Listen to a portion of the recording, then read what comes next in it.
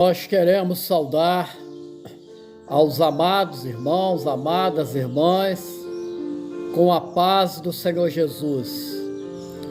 Eu sou o irmão Carlos, que por obra e graça, misericórdia do Senhor, estamos pastor da ICPS, Igreja Cristã Projeto Salvação, e como fazemos toda semana, nós queremos compartilhar uma mensagem da parte do Senhor, extraída genuinamente das Sagradas Escrituras, a Bíblia Sagrada, e o título da mensagem: Uma Escolha, Luz.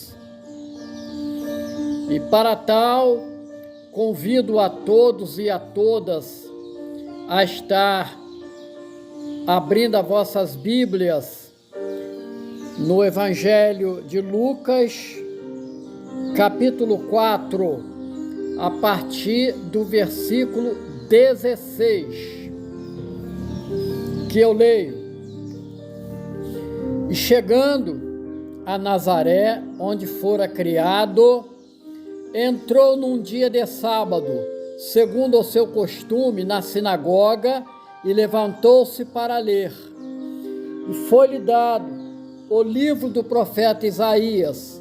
E quando abriu o livro, achou o lugar em que estava escrito: O Espírito do Senhor é sobre mim, pois que me ungiu para evangelizar os pobres, enviou-me a curar os quebrantados de coração, a apregoar liberdade aos cativos, a dar vista aos cegos e a pôr em liberdade os oprimidos, a anunciar o ano aceitável do Senhor. E cerrando o livro e tornando a dá-lo ao ministro, assentou-se, e os olhos de todos na sinagoga estavam fitos nele. Então começou a dizer-lhes: Hoje se cumpriu esta escritura em vossos ouvidos. E todos lhes davam testemunho e se maravilhavam das palavras de graça que saíam da sua boca, e diziam: Não é este o filho de José? E ele lhes disse: Sem dúvida, me direis este provérbio: Médico, cura-te a ti mesmo. Faze também aqui na tua pátria tudo o que ouvimos ter sido feito em Cafarnaum. E disse: Em verdade vos digo que nenhum profeta é bem recebido na sua pátria. Em verdade vos digo que muitas viúvas existiam em Israel nos dias de Elias, quando o céu se cerrou por 3 anos e 6 meses, de sorte que em toda a terra houve grande fome, e nenhuma delas foi enviado Elias, senão a Sarepta de Sidom, a uma mulher viúva. E muitos leprosos havia em Israel no tempo do profeta Eliseu, e nenhum deles foi purificado, senão Naamã o Ciro. E todos na sinagoga, ouvindo estas coisas, se encheram de ira, e levantando-se o expulsaram da cidade e o levaram ao cume do monte em que a cidade deles estava edificada, para ali o precipitaram. Ele, porém, passando pelo meio deles, retirou-se. Até aqui, louvado seja o nome do Senhor. Quero te convidá-la a estar levantando uma oração ao Senhor, pela bênção da palavra que é lida. Em nome do Senhor Jesus, Pai eterno, Deus maravilhoso, todo poder Teu é no céu e na terra. Assim, Senhor, nós te suplicamos nesta hora, que esta mensagem venha fluir em nossos corações, a alegria de um reencontro, de uma saída, de uma longa noite de trevas para a luz, que é o Senhor Jesus, e que possamos a cada dia sentir o seu doce falar aos nossos corações, nos direcionando, nos levando sempre a fazer a escolha certa de vida, e que nunca falte dos nossos lábios o perfeito louvor, a glorificação ao teu nome, por tudo o que o Senhor tem feito em nossas vidas. Assim, Senhor, glorifica o teu nome, que o teu Espírito Santo venha nos corrigir a cada dia, lançando a tua vontade e que ela seja plena. Assim nós oramos, no nome poderoso e precioso do Senhor Jesus. Amém e amém. Glória a Jesus. Amém, né, meus amados? Glória a Jesus. Uma explicação breve a respeito do título da mensagem. Uma escolha, luz. Mas, pastor Carlos, por que deste título dizendo que uma escolha? Sim, e nós vamos explicá-la. O homem, ele nasce debaixo do pecado, logicamente, ele vive em trevas espirituais. Não estamos falando do dia iluminado pela luz do sol, mas certamente, espiritualmente, ele tem o seu espírito morto diante da falta de comunhão com Deus.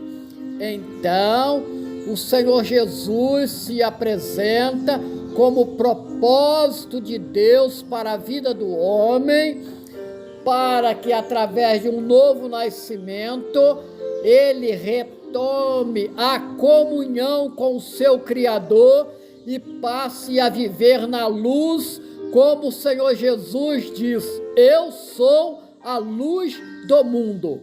Glória a Jesus. Então, meu irmão, minha irmã, a verdade liberta, e isto nos basta. Vamos numa explicação inicial.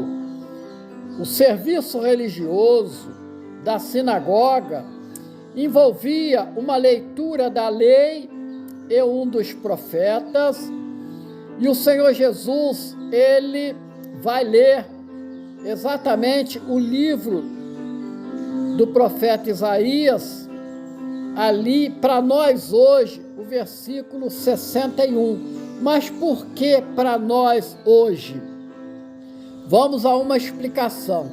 A divisão da lei e dos profetas somente foi feita no ano de 1445 depois de Cristo, e o Novo Testamento, devidamente organizado, em 1551.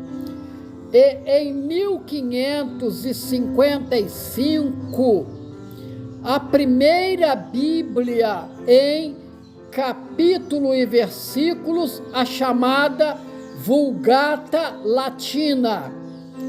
E, voltando aqui ao texto, o Senhor Jesus, ele chega ali num sábado, em Nazaré, aonde ele fora criado, daí o nome Jesus de Nazaré, e ele se levanta para ler exatamente o livro do profeta Isaías, e quando ele abre o livro, ele acha o lugar em que estava escrito: o Espírito do Senhor é sobre mim, pois que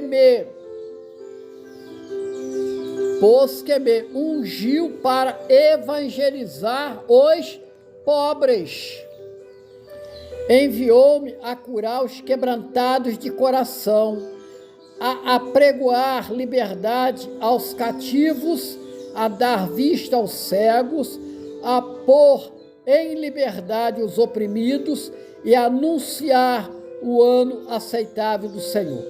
E cerrando o livro e tornando a dá-lo ao ministro, assentou-se. E os olhos de todos da sinagoga estavam fitos nele.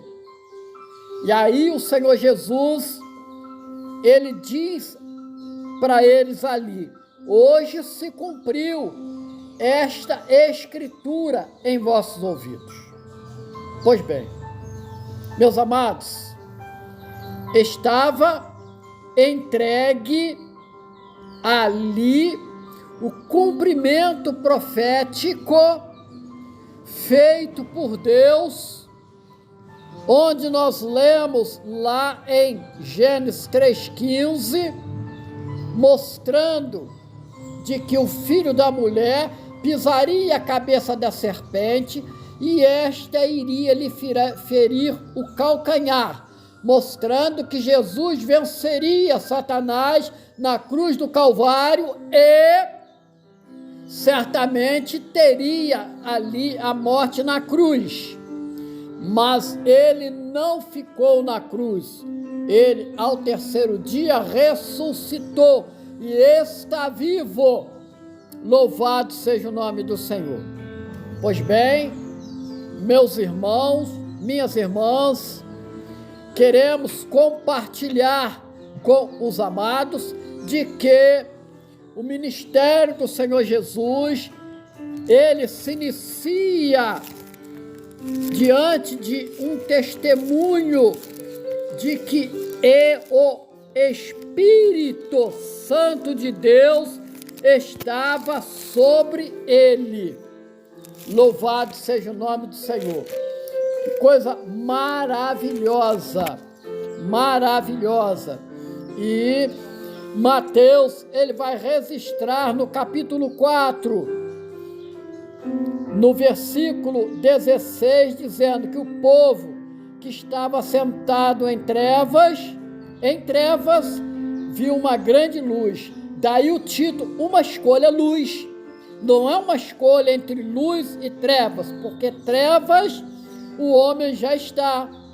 Agora, ele pode estender dizendo, mas eu escolho continuar nas trevas. Então, meu irmão, minha irmã, esta mensagem visa fazer com que se rompa as trevas, a escuridão espiritual, para que você tome uma decisão, vir para a luz, para a plena comunhão com o Senhor Jesus e assim ser restaurado à presença do Deus Criador. E eu continuo fazendo a leitura de Mateus 4,16, que diz, o povo que estava sentado em trevas viu uma grande luz, e aos que estavam sentados na região e sombra da morte, a luz raiou.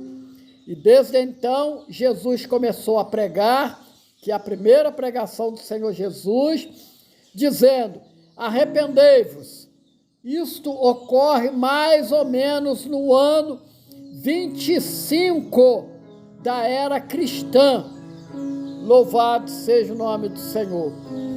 Aleluia, glória a Deus. Então, quando o Senhor Jesus ali na sinagoga, ele entrega a revelação, o homem deveria, como deve, se dar por avisado.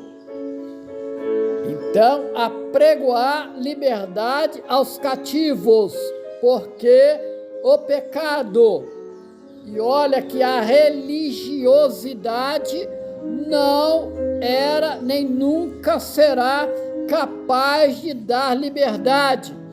O cativo é aquele que se encontra acorrentado nas artimanhas do pecado. Então o Senhor diz, e dar vista aos cegos, porque o homem no pecado, como escravo do inimigo, ele pensa que vê, mas ele não vê, ele é cego, ele é surdo e ele é mudo. Então, vem o Senhor Jesus e diz: eu venho colocar em liberdade os oprimidos. Qual é o escravo ou a escrava que não é oprimida ou oprimido? Lógico que o pecado nos lança na escravidão. Então, o Senhor Jesus diz: eu venho anunciar o ano aceitável do Senhor. Ou seja, se cumpriu no vosso meio a vinda daquele que iria mostrar a condição de se alcançar a volta à casa do Pai, o preparo que deveria ser feito, o cumprimento de toda a Escritura de Deus. Então, o Senhor diz: hoje se cumpriu esta Escritura em vossos ouvidos. E meu irmão, minha irmã, todos lhes dava testemunho. Esse testemunho, amados, a palavra de Deus aqui não expressa, mas é o mesmo testemunho de hoje das pessoas que têm um verdadeiro encontro com o Senhor, porque o homem, ele está preso a muitas coisas. Vivemos um tempo de muitas responsabilidades, muitos compromissos, é o corre-corre para lá e para cá, cada vez mais tornando o homem escravizado por muitas coisas. Então, ao ponto de que a família ocupa pouquíssimo espaço, ele não tem tempo para adorar e glorificar o seu Criador, e então ele vai perambulando pelas ruas e caminhos, sentindo a tristeza pela ausência de Deus. Quando então ele é engolido por uma religiosidade estéril, eu repito, por uma religiosidade estéril, da mesma forma que aqueles que ali estavam na sinagoga, ao ouvir esta revelação, ficam cheios de ira, expulsando o Senhor Jesus da sua cidade e do seu lugar. Então, meus amados, a religiosidade, ela tira o Espírito Santo do seu meio. Ela não quer ouvir a palavra da salvação. Ela quer ficar com os seus rituais vãos, com as suas práticas. Não estou falando aqui de nenhuma denominação, não é este o propósito. Deus não nos chamou para julgar, muito pelo contrário, mas os nossos olhos precisam estar sempre abertos para discernir entre aquilo que provém das Sagradas Escrituras e aquilo que provém do homem, sendo que estas últimas, às vezes, são coisas muito boas, bem intencionadas, que agradam, mas, infelizmente, meu irmão, minha irmã, é para se viver nesta vida. Não transcende. E a palavra do Senhor Jesus ali para eles, como ainda continua sendo para todos nós, é uma palavra que transcende. E isto nós chamamos de graça, sendo um favor imerecido, nós não merecíamos tão grande amor, aonde o ministério do Senhor Jesus, desde que iniciou, foi revelando o Pai, revelou o Espírito Santo, se revelou a si mesmo como um Deus que se esvaziou de muitos dos seus atributos para sentir a dor do homem e mostrar-nos que é possível que venhamos a viver uma vida em santificação, claro e evidente que a cada dia um pouco dos velhos hábitos sendo colocado para fora. Então, o hábito velho que expressava em pecados vão sendo expulsos, porque que comunhão pode existir entre trevas e luz? Nenhuma.